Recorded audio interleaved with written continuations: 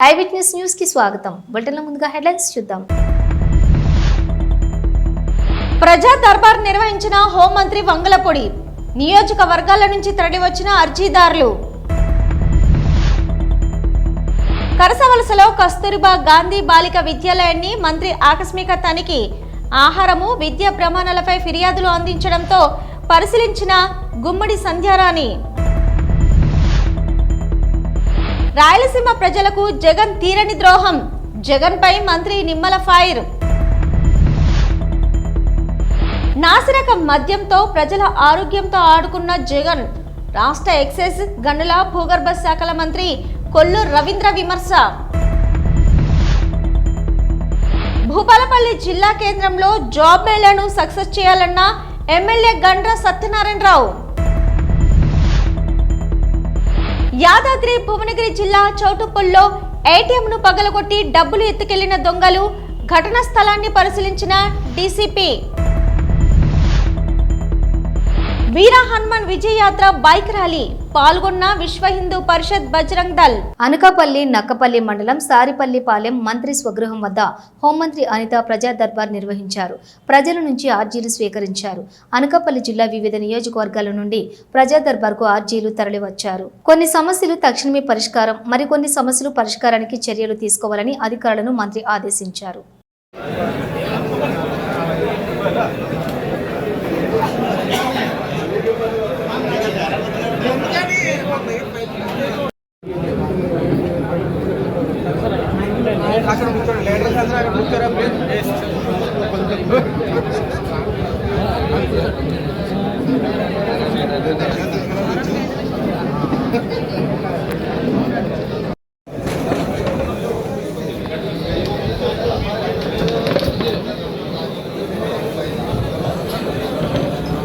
పార్వతీపురం మన్యం జిల్లా సాలూరు మండలం కరసవలసలోని కస్తూరిబా గాంధీ బాలిక విద్యాలయాన్ని మంత్రి గుమ్మడి సంధ్యారాణి ఆకస్మికంగా తనిఖీ చేశారు.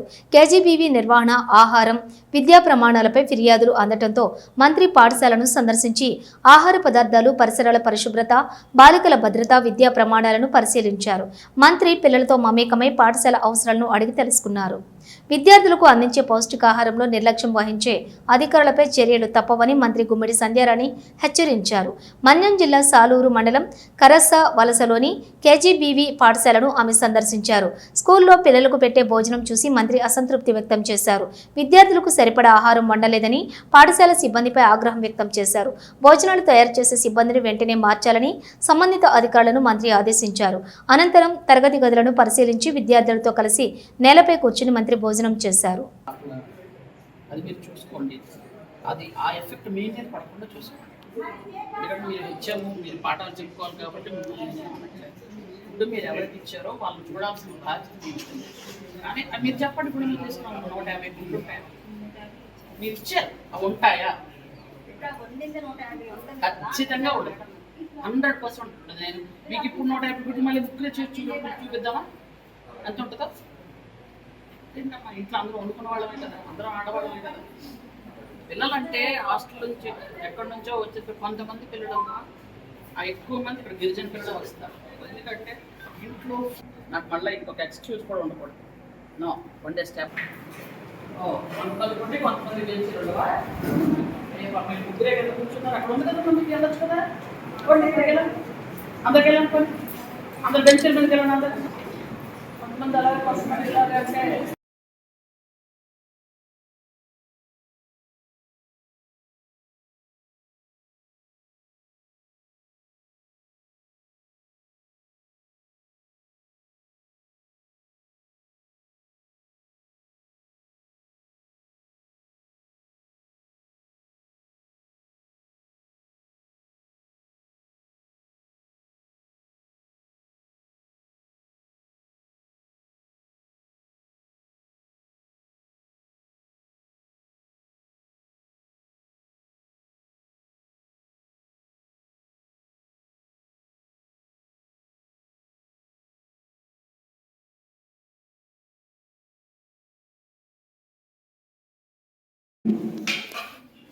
కూర్చోండి పేపర్ మీరు కానీ ఎలాగే ఎప్పుడు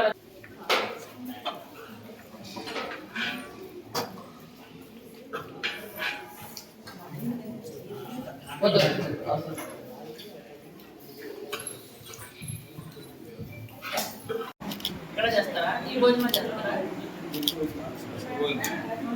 మీకు వేరే ఉంటుందేమో భోజనం.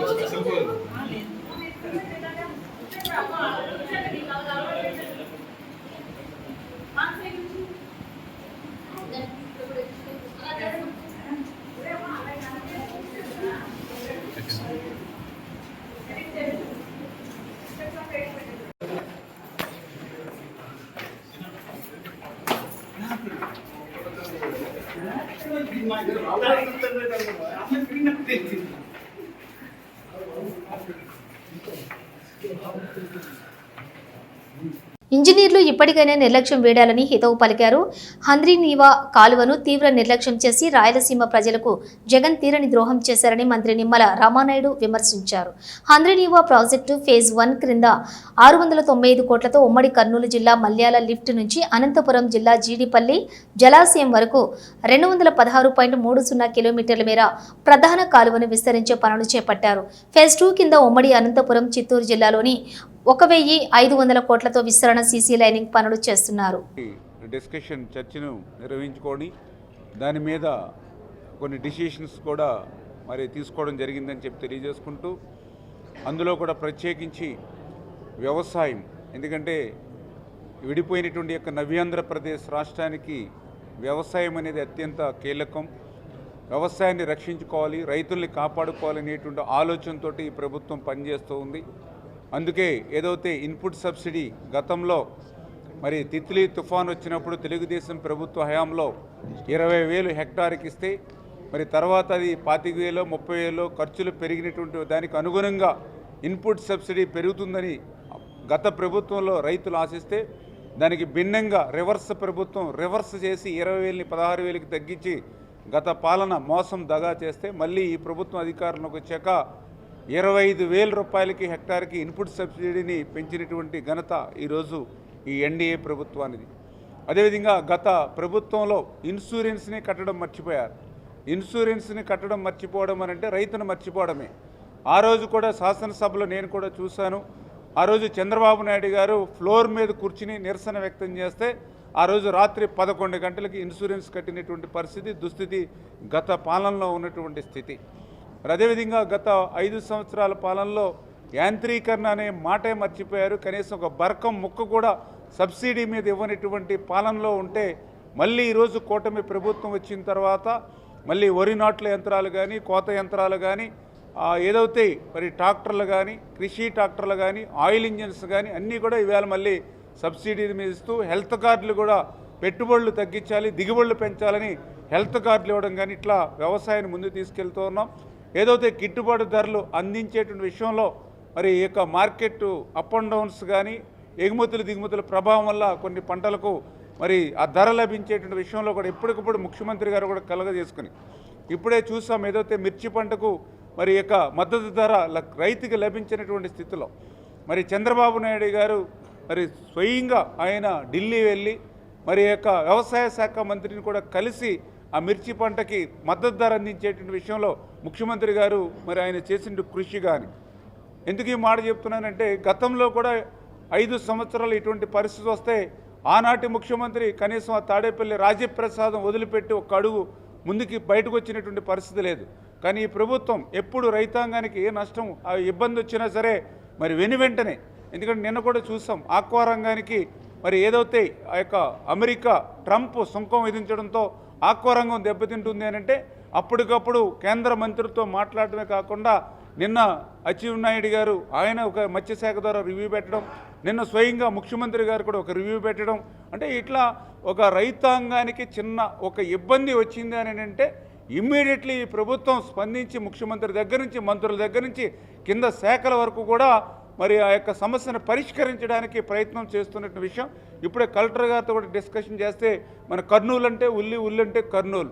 మరి అటువంటిది ఈ సంవత్సరం 5,000 రూపాయల వరకు కూడా మరి వేళ ధర లభించినటువంటి పరిస్థితి కూడా ఒక్కొక్క రోజు మరి ఉల్లిలో ఉన్నటువంటి పరిస్థితి. ఇటువంటి మార్కెట్ ఒడిదుడుకుల్ని కూడా తట్టుకుని రైతుల్ని కాపాడుకునేటువంటి విధంగా ఈ కూటమి ప్రభుత్వం పనిచేస్తుంది అనే విషయాన్ని కూడా మీ ద్వారా కూడా ఈ సందర్భంగా తెలియజేసుకుంటూ, అదేవిధంగా మరి ఏదైనా ఇటువంటి సమస్య వచ్చినప్పుడు వాటిని స్టోరేజ్ చేసుకోవడం కూడా అవసరం. ఎప్పుడైనా దళారులు లేకపోతే గిట్టుబాటు ధర లేనప్పుడు ఆ రైతుకి ఆ యొక్క స్టోరేజ్లు కూడా ఉండాలని ఏదైతే మా గౌరవ సభ్యులు ఏదైతే చెప్పారో ఆ స్టోరేజ్ ప్లాంట్స్ను కూడా కర్నూలులో మరి పెంచేటువంటి విధంగా కూడా మేము నిర్ణయం తీసుకుంటామని చెప్పేసి కూడా మీ ద్వారా కూడా తెలియజేసుకుంటూ, మరి అదేవిధంగా ఏదైతే ఇరిగేషన్కి సంబంధించి కూడా చాలామంది సభ్యులు చాలా విషయాలను కూడా చెప్పడం జరిగింది. వాస్తవం, చంద్రబాబు నాయుడు గారు కూడా ప్రత్యేకించి రాయలసీమలో ప్రత్యేకించి కర్నూలుకి మనం సాగునీరు త్రాగునీరు అందించాలని మరి చంద్రబాబు నాయుడు కూడా ప్రత్యేక శ్రద్ధ తీసుకుంటూ ఉన్నారు. వైఎస్ఆర్ ప్రభుత్వం 5 ఏళ్ల పాలనలో నాసీ రకం మద్యంతో ప్రజల ఆరోగ్యాన్ని పలు రకాల దోపిడీలతో ప్రభుత్వాన్ని నాశనం చేస్తే తమ యొక్క ప్రభుత్వం పటిష్టమైన పారదర్శక విధానాలతో ఎటువంటి అవకతవకలకు అవకాశం లేని నాణ్యమైన మద్యాన్ని అందిస్తున్నామని రాష్ట్ర ఎక్సైజ్ గనుల భూగర్భ శాఖల మంత్రి కొల్లు రవీంద్ర అన్నారు. తిరుపతి స్థానిక శ్రీ పద్మావతి మహిళా యూనివర్సిటీలోని సావేరి సమావేశ మందిరంలో ఈ రోజు ఆయన ఎక్సైజ్ అధికారుల రాష్ట్ర స్థాయి సమీక్ష సమావేశం నిర్వహించారు. ఈ సందర్భంగా మధ్యాహ్నం కొల్లు రవీంద్ర ఏర్పాటు చేసిన మీడియా సమావేశంలో ఆయన మాట్లాడుతూ మద్యం నిషేధం హామీతో అధికారంలోకి వచ్చిన వైఎస్ఆర్ కాంగ్రెస్ ప్రభుత్వం గత 5 ఏళ్లలో రాష్ట్రంలోని డిస్టిలరీ నుండి మద్యం షాపుల వరకు మొత్తాన్ని హస్తగతం చేసుకుని కొత్త పాలసీ పేరుతో వ్యవస్థ మొత్తాన్ని కూడా విచ్ఛిన్నం చేశారన్నారు. ఎన్ఫోర్స్మెంట్ లేకుండా చేసి మద్యం అక్రమ వ్యాపారులకు తెరలేపడమే కాక మల్టీనేషనల్ బ్రాండ్ మొత్తాన్ని మార్కెట్ నుంచి దూరం చేసి తమ సొంత బ్రాండ్లను తీసుకొచ్చి ప్రజల నెత్తిన రుద్ది వారి ఆరోగ్యాన్ని దెబ్బతీశారన్నారు. ఈ సమావేశంలో ముఖ్యంగా మనకి గత ఒక సంవత్సరంలో ఎక్సైజ్ డిపార్ట్మెంట్ పర్ఫార్మెన్స్ ఎలా ఉన్నింది, కొత్త పాలసీ తీసుకువచ్చిన తర్వాత ఏ విధంగా మన డిపార్ట్మెంట్ పర్ఫార్మెన్స్, రెవెన్యూ జనరేషన్ కానీ, quality control, public health, crime control, ఇవన్నీ అంశాలు ఏ విధంగా పర్ఫార్మెన్స్ అయింది అని రివ్యూ చేయడం జరుగుతుంది. దీనికి గౌరవ మంత్రి కొల్లు రవీంద్ర సార్ కూడా పార్టిసిపేట్ చేస్తున్నారు. ముఖ్యంగా మన డిపార్ట్మెంట్కి వస్తున్న 6 months to 1 yearలో ఏమేమి ప్రయారిటీస్ ఉంటాయి వీటన్నిటి మీద ఇక్కడ సుదీర్ఘ చర్చ చేయడం జరుగుతుంది. ఫీల్డ్ స్థాయి అధికారులకి ఏమైనా సమస్యలు ఉన్నా వీటి మీద కూడా ఇక్కడ డీటెయిల్గా చర్చ చేసి గౌరవ మంత్రి గారి దృష్టికి తీసుకువస్తాము. అక్కడ నుంచి మళ్ళీ గవర్నమెంట్ నుంచి ఏమైనా డిసిజన్స్ మనకి పెండింగ్ ఉన్నా, కొన్ని రూల్స్ అమెండ్మెంట్స్ కావాలి అండ్ ఏమైనా సమస్యలు ఉన్నా అవి కూడా ఇక్కడ డిస్కస్ చేయడం జరుగుతుంది. ముఖ్యంగా జగన్మోహన్ రెడ్డి గారు నిన్న సత్యసాయి జిల్లాలో పర్యటనలో భాగంగా పోలీసు మీద చేసినటువంటి వ్యాఖ్యలు నిజంగా అత్యంత దారుణమైనటువంటివి. ఆ రకమైనటువంటి భాషని ఒక మాజీ ముఖ్యమంత్రి స్థాయిలో మాట్లాడడము అనంటే ఆయన సంస్కారం ఏంటి అనేటువంటిది అర్థమవుతా ఉంది. ప్రశాంతంగా ఉన్నటువంటి ఈ జిల్లాలో మళ్ళీ కులాల మధ్య, వర్గాల మధ్య, లేకపోతే ఫ్యాక్షన్ని చిచ్చు రేపే రకంగా ఇవాళ వైఎస్ఆర్సీపీ ప్రయత్నం చేస్తూ ఉందన్నటువంటి విషయాన్ని ప్రజలందరూ కూడా గుర్తుపెట్టుకోవాలి, అప్రమత్తంగా ఉండాల్సినటువంటి పరిస్థితులు ఉన్నాయి. ఒక గ్రామంలో జరిగినటువంటి సంఘటనని ఇదేదో రాష్ట్రంలో రెడ్ బుక్ రాజ్యాంగం అంటూ విస్తృతంగా ఒక అపోహలు, భయభ్రాంతుల్ని సృష్టించేటువంటి ప్రయత్నం చేయడం అనేటువంటిది బాధాకరం. ఇవాళ చంద్రబాబు నాయుడు గారు రాజకీయ కక్ష సాధింపులు లేకుండా ప్రశాంతంగా రాజ్యాంగబద్ధమైనటువంటి పాలన ఇస్తున్నారు. తప్పు చేసిన వాళ్ళు ఎవరైనా ఉంటే వాళ్ళ మీద చట్ట ప్రకారంగానే యాక్షన్లు తీసుకోవడం జరుగుతూ ఉంది. ఈరోజు ఎవరి మీదన్నా కేసులు పెడితే కేసులు విచారించి తప్ప కాదా అని చెప్పడానికి కోర్టులున్నాయి. తప్పు చేసిన వాళ్ళు జైలుకు పోతున్నారు, తప్పు చేయని వాళ్ళకి బెయిల్ వస్తున్నాయి. అంతేగాని ఇవాళ రాష్ట్రంలో ఎక్కడా కూడా పోలీసుల్ని స్వేచ్ఛాయుత వాతావరణంలో పనిచేసేటువంటి అవకాశం కల్పించినటువంటి ఏకైక ప్రభుత్వం చంద్రబాబు నాయుడు గారి ప్రభుత్వం. జగన్ గారి పర్యటనలు రాజకీయంగా తన అస్తిత్వాన్ని కాపాడుకోవడం కోసం కులాల మధ్య, ప్రాంతాల మధ్య, లేకపోతే ఫ్యాక్షన్ని రెచ్చగొట్టేటువంటి వ్యాఖ్యలు చేయడం అనేటువంటిది సరైనది కాదు. ఈ నెల 26వ తేదీన భూపాలపల్లి జిల్లా కేంద్రంలోని పుష్ప గ్రాండ్ కన్వెన్షన్ హాల్లో జరిగే మెగా జాబ్ మేళా నిర్వహణకి సంబంధించిన ఏర్పాట్లను ఈ రోజు గురువారం సింగరేణి, పోలీస్, ఎలక్ట్రిసిటీ, మున్సిపల్, ఇతర శాఖల అధికారులతో కలిసి భూపాలపల్లి ఎమ్మెల్యే గండ్ర సత్యనారాయణరావు గారు పరిశీలించారు. జాబ్ మేళా కార్యక్రమానికి నియోజకవర్గంలోని అన్ని గ్రామాల నుండి సుమారు 10,000 నుండి 15,000 మంది నిరుద్యోగ అభ్యర్థులు వచ్చే అవకాశాలు ఉన్నాయని, వారికి ఎలాంటి ఇబ్బందులు తలెత్తకుండా చూడాలని అధికారులకు సూచించారు. టాస్క్ ప్రతినిధులు సమన్వయం చేసుకుని రిజిస్ట్రేషన్ సెంటర్స్ ను ఏర్పాటు చేసుకోవాలన్నారు. జాబ్ మేళాకు వచ్చే యువతీ యువకులు ఇంటర్వ్యూలో పాల్గొనేలాగా సరిగా గైడ్ చేసేలా వాలంటీర్లను నియమించాలని సింగరేణి జీఎంను కోరారు. దూర ప్రాంతాల నుండి వచ్చే అభ్యర్థులకు రవాణా సదుపాయం, ఎండను దృష్టిలో పెట్టుకుని త్రాగునీరు, మజ్జిగ ప్యాకెట్స్, భోజన వసతి అందుబాటులో ఉండేలా చూసుకోవాలన్నారు. అదేవిధంగా అన్ని శాఖల జిల్లా అధికారులు సమన్వయం చేసుకుని జాబ్ మేళాను సక్సెస్ చేయాలని ఎమ్మెల్యే అన్నారు.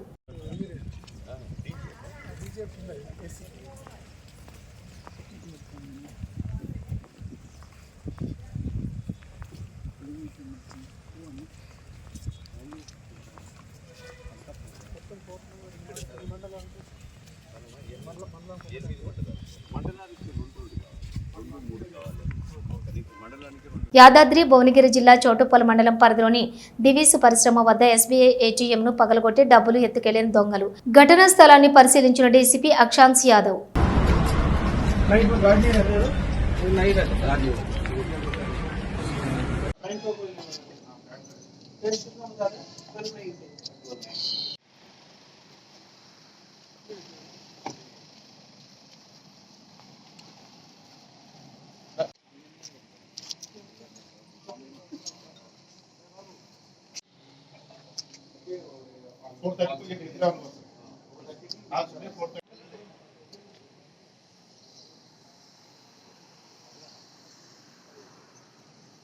జగిత్యాల జిల్లా మెట్పల్లి పట్టణంలోని విశ్వ హిందూ పరిషత్ బజరంగ్ దళ్ ఆధ్వర్యంలో సాయంత్రం నుండి రాత్రి 9 గంటల వరకు మెట్పల్లి కాశీబాగ్ హనుమాన్ మందిరం నుండి అయ్యప్ప స్వామి మందిరం వరకు వీర హనుమాన్ విజయయాత్ర బైక్ ర్యాలీ ఘనంగా జరిగింది.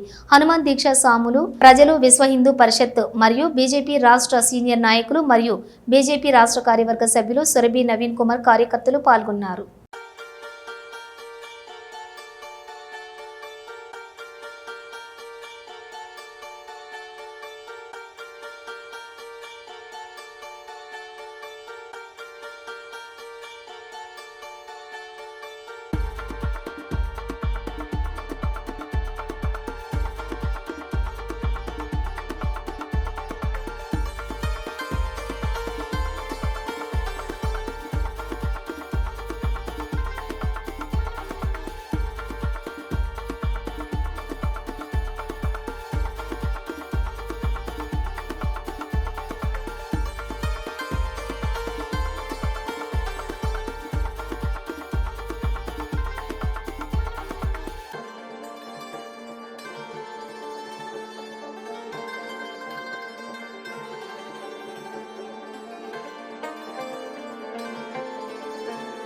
విజయనగరం జిల్లా గజపతి నగరంలోని ఏపీలోని రెల్లి ఉపకులాలకు ఎస్సీలో 5% రిజర్వేషన్ కల్పించాలని ఆ సంఘం జిల్లా అధ్యక్షులు సోము మురళీమోహన్ డిమాండ్ చేశారు.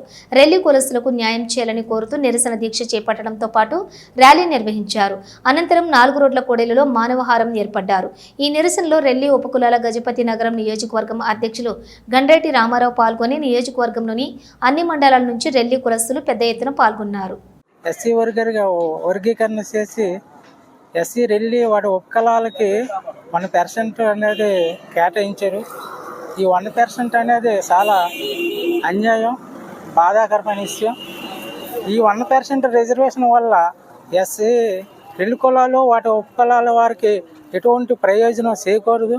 దీన్ని రాష్ట్ర ప్రభుత్వం పునరాలోచన చేయాలని మేము కోరుకుంటున్నాం. ఈ ఉద్యోగాల్లోని కావచ్చు, తర్వాత మా పిల్లల ప్రవేశాల్లో ఏ కాలేజీల్లోనైనా ప్రవేశాల్లోనే సీట్లు రావాలన్నా ఈ 1% అనేది సాలదనేసి రాష్ట్ర ప్రభుత్వానికి మేము తెలియజేస్తున్నాం. ఈ 1% రిజర్వేషన్ వల్ల మాకు ఉద్యోగాలు రావు, మా పిల్లలకి ఎటువంటి ప్రవేశాల్లో అవకాశాలు ఉండవు. మేము చాలా తీవ్రంగా నష్టపోతాం. ఈ విషయాన్ని మేము తీవ్రంగా ఖండిస్తున్నాం.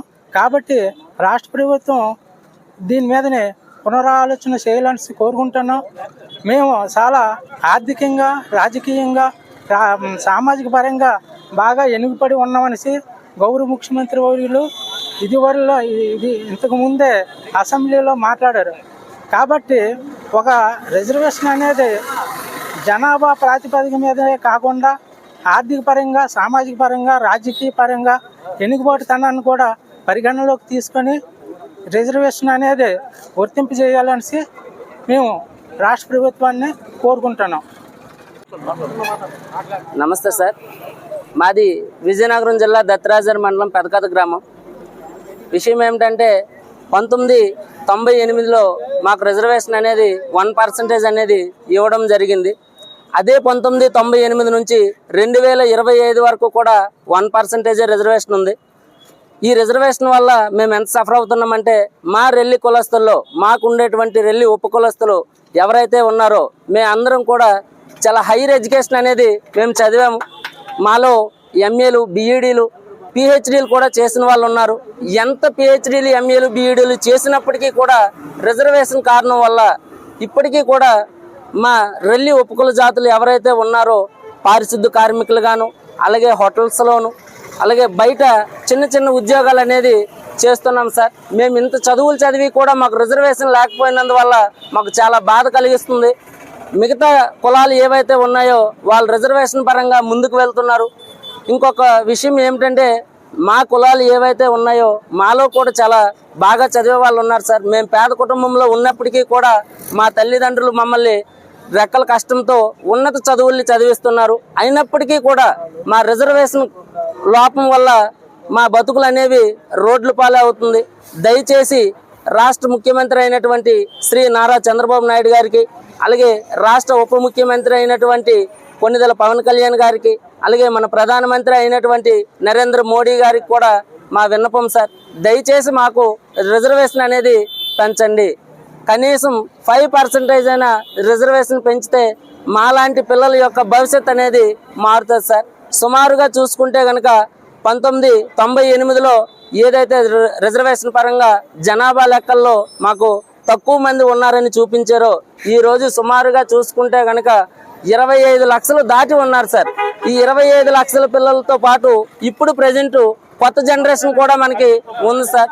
ఈ కొత్త జనరేషన్లో చాలా మంది మనకి డిగ్రీలు చేసిన పిల్లలు, ఇంటర్మీడియట్ చేసిన పిల్లలు వీళ్ళు కూడా ఉన్నారు సార్. ఇంకా ఈ పిల్లలు ప్రస్తుతం కులగణలోకి ఇంకా రాలేదు.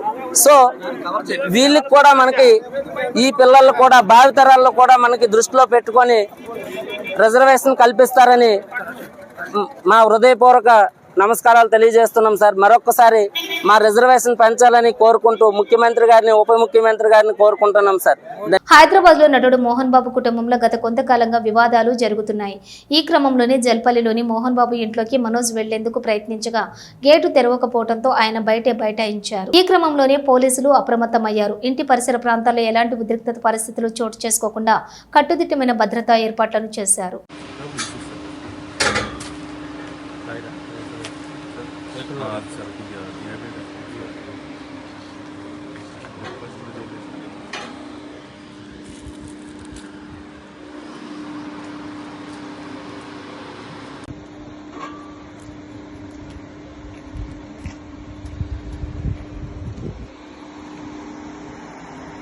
మిర్యాలగూడ పట్టణం గాంధీనగర్లో పోలీసులు కార్డన్ సెర్చ్ నిర్వహించారు. జీఎస్పీ రాజశేఖర్ రాజు ఆధ్వర్యంలో 2 సీఐలు, 8 మంది ఎస్ఐలు, 75 మంది పోలీస్ సిబ్బందితో సోదాలు జరిపారు. సరైన పత్రాలు లేని 56 బైకులు, 4 ఆటోలు స్వాధీనం చేసుకున్నారు. అసాంఘిక కార్యక్రమాలకు పాల్పడితే కఠిన చర్యలు తప్పవంటూ డీఎస్పీ హెచ్చరించారు. కార్డన్ సెర్చ్లు ఇంకా మిర్యాలగూడ డివిజన్లో నిర్వహిస్తామన్నారు.